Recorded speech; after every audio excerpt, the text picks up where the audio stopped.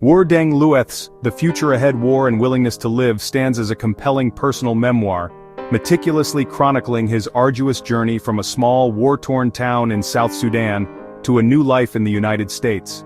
Chapter 10, titled The End, serves not merely as a concluding segment but as a profound reflective culmination. It encapsulates the book's core philosophical and socio-political themes and the author's ultimate worldview. It functions as both a heartfelt appreciation to the reader and a powerful final statement. The book is explicitly confirmed as a personal story of courage, hope, and the indomitable human spirit. It details his life journey, which commenced with his departure from his birthplace in early 1985. This departure was necessitated by extreme circumstances where all our belongings were burned down and destroyed, and the survival rate was close to zero, compelling his parents to make the agonizing decision. This report will embark on a multi-layered analytical journey through Chapter 10, meticulously extracting profound societal and human understandings. It will critically examine the author's poignant critique of global inequalities, the futility of conflict, and the challenges of post-colonial nation-building. The author's departure from his birthplace in early 1985, described as an emergency exit, was not merely a migration, but a traumatic, forced, and irreversible displacement at a very young age. This event led to permanent separation from his family, cultural roots, and physical home. The term emergency exit is highly evocative, signifying a sudden, desperate, and complete severance. His explicit statement, "My experience created a lens through which I view the world today and influence others' attitudes and beliefs," directly links this initial trauma to his current philosophical perspectives. The questions that never depart from me, whether life still has meaning, and if happiness is worth pursuing, are direct consequences of this profound rupture. His later embrace of multiculturalism and the recreation of his identity through association with others also stem from this initial forced displacement, where his original cultural framework was shattered. This initial violent displacement thus became the crucible in which his entire philosophical and ethical framework was forged. Lueth paints a stark contrast between his promising childhood in Paryang town, where his family had enough to fulfill their needs and life was simple, rooted in Jeng tribal traditions of cattle rearing and farming. He notes that Paryang, despite being the capital of an oil-rich region, South Sudan, remains the wealthiest and poorest city at the same time, with pervasive suffering and unaccounted oil money. The context of his departure in 1985, described as the moment all our belongings were burned down and destroyed, vividly underscores the abrupt and total devastation that initiated his life's uncertain journey. The grim reality that the survival rate was close to zero since we had no weapons to defend our city, further emphasizes the extreme life-threatening conditions. The profound personal cost of war is a recurring theme. Lueth recounts the devastating loss of his parents and 3 brothers, with one brother even killed after South Sudan's independence in 2011. His extensive journey, navigating through cities, from the east, Africa to the west, the United States of America, vividly illustrates the vast geographical, cultural, and psychological displacement he endured. The chilling detail of no communication except with the government during the war, which prevented him from knowing when his parents and other 2 brothers died, reveals a unique and profound psychological trauma. The conflict between North and South Sudan, explicitly attributed to political, religious, and cultural differences, provides a macro-level geopolitical context for his intensely personal suffering.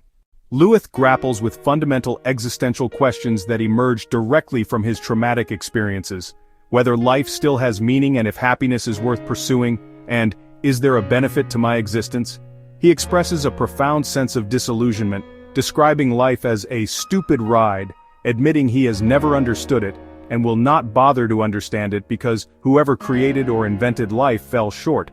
A central theme is the perceived absence or indifference of God during the atrocities.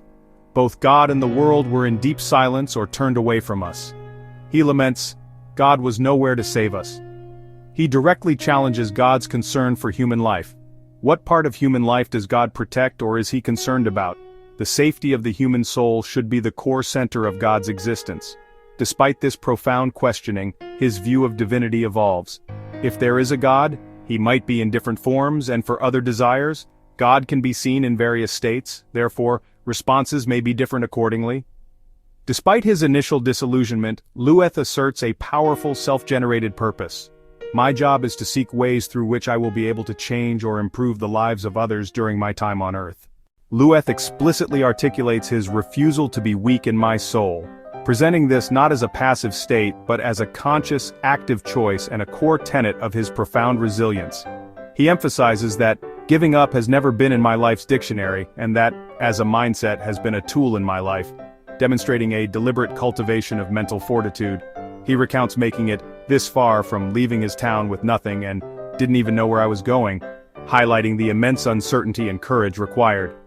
Each step taken, however small, created a desire to continue. The future is ahead, underscoring the incremental nature of hope and progress in adversity. He transforms his personal experience into a universal message of empowerment, encouraging readers to be hopeful, even if it seems impossible, and to believe that you can make it with little help. The repeated emphatic phrase, "There will always be a choice to make in life," culminating in his deliberate selection of love, peace, wisdom, joy, and happiness. His declaration, "I am a billionaire in my soul, and I have an abundance. Also, I am of higher quality in my human attribute. Therefore, I will not be under your control today or in the future." His existence and meaning of life were recreated from my association with others, highlighting the transformative and redemptive power of human connection and community in healing. Lueth firmly identifies with his Dinka Jeng tribe heritage, noting their traditional belief in God being above and their cultural dependence on cattle rearing and farming. He vividly describes his forced cultural transformation. "My tribe norms and culture were Jeng standards, but after the war, I went through many experiences with cultural changes, and as of now, I can call myself multicultural."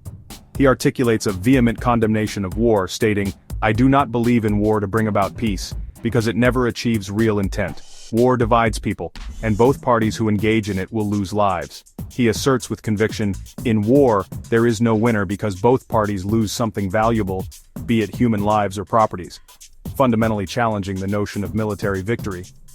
Lueth attributes Africa's pervasive problems to systemic issues, specifically citing poor leadership, lack of imagination, and poor thinking.